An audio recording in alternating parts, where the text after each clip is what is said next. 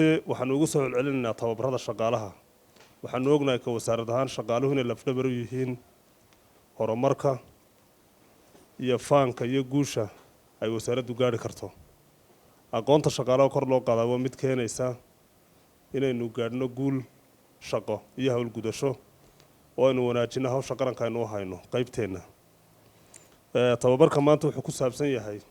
qaabaynta mashaariicda iyo maareynta istiraatiijiyadda mashaariicda labadaas oo isuwan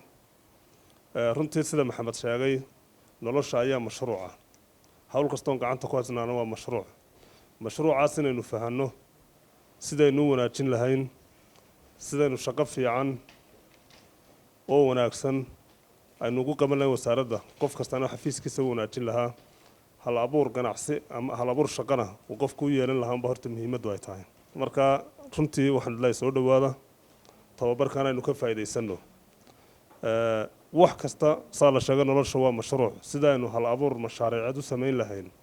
sidaynu partnerskeena si wanaagsan ugu shaqayn lahayn sidii aynu qof kasta u noqon lahaa qof hal abuur la yimaada oo mashruuc soo yagleela oo madaxda u keena oo la wadaaga maxaan ku dhahdaa cidda uu la shaqeeyay iyo kooligiisa runtii muhiim bay tahay annaguna taas baanu muhiimadda siinaynaa waanu ballan qaadnay sadanka bilowgiisii in tababarada shaqaale aanu xoojin doono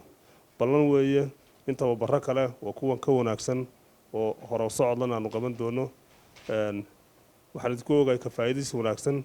iyo in midho dhalka tababarka ka soo noqda mid innaga naafaca aad iyo aad baad mahadsantihiin tababarkuna waa inoo furan yahay